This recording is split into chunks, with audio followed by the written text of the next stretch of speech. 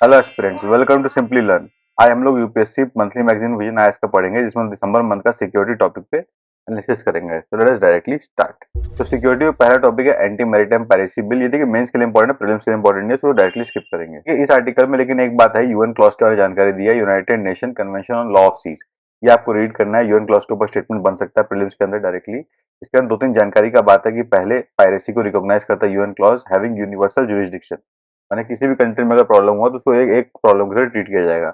UN clause was open कब UN clause sign हुआ था, एक सिग्नेचर के लिए साइन हुआ था 1982 में मोंटेगो बे जमाइका में। यूएन क्लॉज बेसिकली एक सेट ऑफ रूल्स है जो गवर्न करता है ओशियंस को और उनके यूज ऑफ रिसोर्सेज पे। यूएन क्लॉज जो है govern all aspect of open space including delimitation, environmental control, marine scientific research, economic and commercial activities, transfer of technology and settlement of ocean related dispute. सारा matter जो है UN clause के अंदर resolve होता है।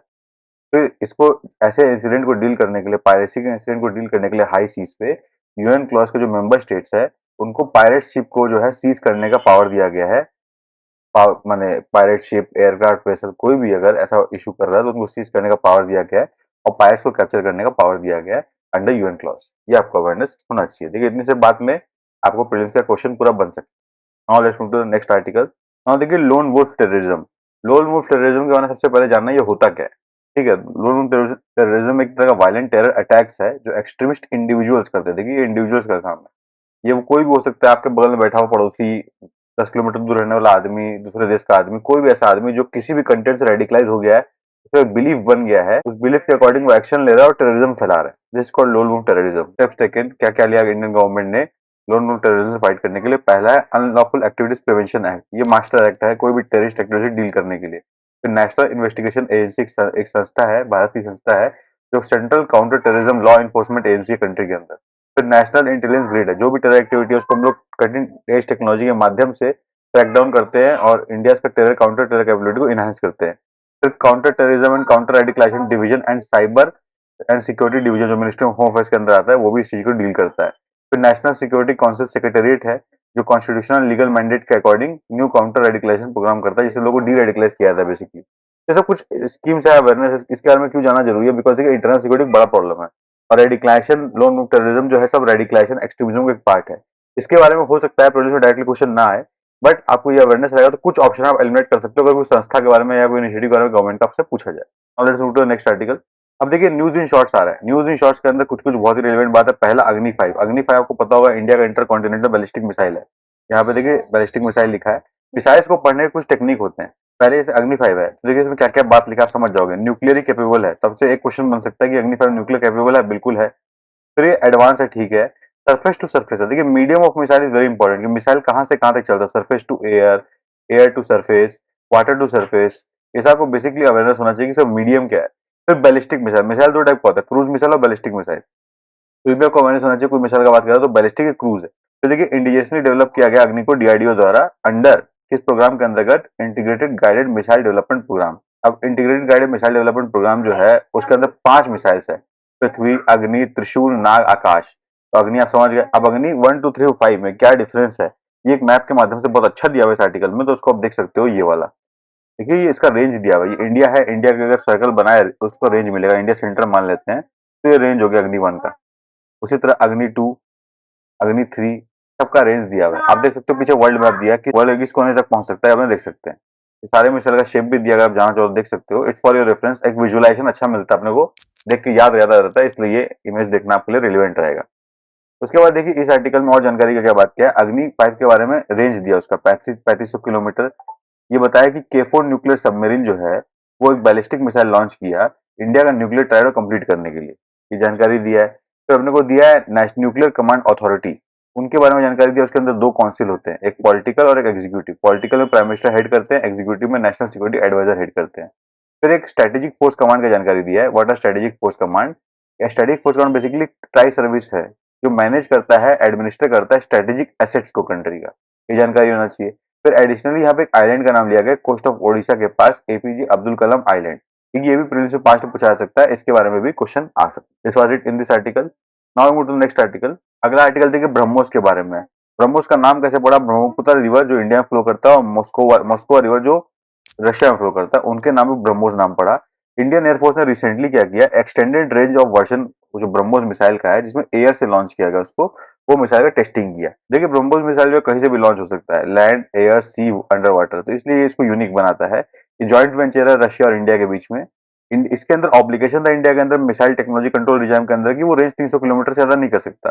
But after India का entry हो गया एमटीसीआर के अंदर, इंडिया ने डिसाइड किया उसका रेंज को एक्सटेंड करने के लिए 450 किलोमीटर के लिए, फिर बाद में 600 किलोमीटर करने के लिए। तो ये आपको ब्रह्मोस के बारे में अवेयरनेस होना चाहिए, दिस वेरी इंपॉर्टेंट। नाउ देखिए नेक्स्ट आर्टिकल क्या है। नेक्स्ट आर्टिकल है स्कॉर्पियन क्लास सबमरीन, एक वागीर है। अब इंडिया क्या स्कॉर्पियन क्लास सबमरीन बना रहा अंदर प्रोजेक्ट 75। ये आपको पता होना चाहिए फर्स्ट, प्रोजेक्ट 75 क्या है, अचानक से पूछ देगा। ये मजगांव डॉक बना रहा है, इंडिजियसली डेवलप करा रहा है, फ्रांस के संग कोलैबोरेट करके हम लोग बना रहे हैं। यहाँ पे दिया हुआ information, we are making in collaboration with France, ठीक है। अदर 5 जो सबमरीन है इसी क्लास के, वो कौन कौन से, कलवारी, खंडेरी, करंज, वेला, वागशी, आपको 5 का नाम पता होना चाहिए। उसके बाद क्या है, ये सबमरीन्स जो है इनके अंदर कैपेबिलिटी है ऑपरेटिंग करने का wide range of naval combat में।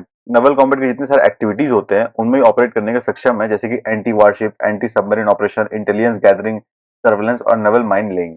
ये आपको प्रीलिम में डायरेक्टली पूछेगा नहीं, बट ऐसा अवेयरनेस होने पे आप कुछ ऑप्शन एलिमिनेट कर पाओगे। फिर सबमरीन का क्लासिफिकेशन कैसे कैसे होता है, submersible ship, ballistic nuclear submarines, एक ये जानकारी हो गया।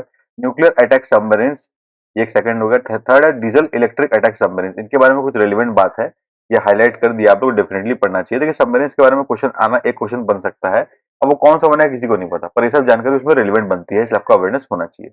अब एक अर्नाला बोल के, इंडिया ने फर्स्ट ऐसा 8 इंडिजिनली बिल्ट एंटी सबमरीन वारवेयर शैलो वाटर क्राफ्ट एक गैजेट बनाया है, इसका फर्स्ट उसका नाम है अर्नाला। ऐसा 8 हम लोग बनाने वाले हैं anti submarine warfare shallow water craft, इसमें हम लोग 8 बनाने वाले। पहला है अर्नाला जो रिसेंटली लॉन्च किया गया, ये भी आपको अवेयरनेस होना चाहिए। फिर आईएनएस मुर्मुगांव, मुर्मुगांव क्या है, बेसिकली वारशिप है, इंडिया का सेकंड वारशिप है, फिर 15B क्लास का है, ये भी आपको अवेयरनेस होना चाहिए। इसका स्टिल्थ गाइडेड मिसाइल डिस्ट्रॉयर है, बेसिकली समझ लो कोई दूसरा देश हमें मिसाइल लॉन्च किया तो इस वारशिप के तहत हम लोग मिसाइल को डिस्ट्रॉय कर सकते हैं stealthily, without letting know the oppositions कि हम लोग कहाँ पे है। ये सरफेस टू सरफेस काम करता है, सरफेस टू एयर मिसाइल्स के लिए भी काम करता है।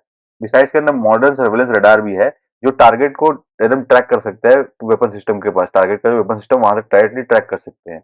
It can fight nuclear, biological, chemical warfare condition, माने ये एक्सट्रीम वारफेयर कंडीशन है। आप सोचिए nuclear, biological, chemical warfare condition काफी हैजर्डस होता है, इसमें भी ये काम कर सकता है बहुत ही एफिशिएंटली। उसके बाद देखिए मरीन कमांडोज, मार्कोस, या आपने बहुत बार नाम सुना होगा मार्कोस। बेसिकली ये कौन होते हैं, स्पेशली ट्रेंड ऑफिसर्स होते हैं, ये एक्सक्लूसिवली ट्रेंड होते हैं जिनका कॉम्पिटेंस जो है तीनों मीडियम में है, सी, एयर और लैंड। ये बहुत ही माने well qualified, well trained person होते हैं जो किसी भी परिस्थिति में निकल सकते हैं सॉल्व करके चीजों को। ये यहाँ पे वुमेन को भी अपॉर्चुनिटी मिला है कि वो उस फोर्स को ज्वाइन कर सकते हैं, इस कंटेक्स्ट में आर्टिकल इंपॉर्टेंट बना था, तो ये जानकारी इसलिए इंपॉर्टेंट है। आपको कोई पूछे मार्कोस क्या, तो आपको अवेयरनेस होना चाहिए। इनका कुछ अचीवमेंट्स है, ये जानकारी के लिए जान सकते हो, पर एग्जाम में डायरेक्टली पूछेगा नहीं।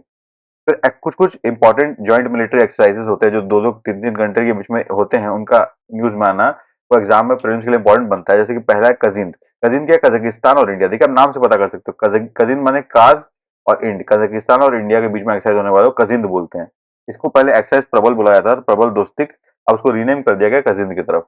फिर देखिए सूर्य किरण नेपाल के संग होता है, सूर्य किरण नेपाल के संग होते हैं, यहाँ लिखा हुआ है नेपाल। फिर अग्नि वॉरियर, बेसिकली बायलैटरल एक्सरसाइज है सिंगापुर और इंडियन आर्मी के बीच में, ये भी आपको अवेयरनेस होना चाहिए। फिर देखिए इंडिया क्या है, इंडियन ओशन रीजन में लाई करता है, तो बहुत सारे कोऑर्डिनेटेड पेट्रोल्स करता है कंट्री के संग इंडियन ओशन रीजन के, तो उनको कॉमनली कॉर्पेट बोलते हैं। ऊपर वो जिस कंट्री के संग कर रहे हो उसके संग का नाम उसमें जुड़ जाता है। ये इंडोनेशिया नेवी के संग रिसेंटली इंडिया ने किया था, तो उसके बारे में जानकारी इंपॉर्टेंट बना था। फिर एग्जाम के लिए सिक्योरिटी के टर्म में एक और इंपॉर्टेंट आर्टिकल ये है कि crime and criminal tracking network system, CCTNS. अब हरियाणा पुलिस ऐसा पहला पुलिस बना, इसको फर्स्ट रैंक मिला इसके अंदर, implementation of complete implementation of CCTNS. इसका देखिए इसको मिशन मोड प्रोजेक्ट में स्टार्ट करने का बात था नेशनल ई गवर्नेंस प्लान के अंतर्गत, इसमें हरियाणा ने बहुत अच्छा काम किया।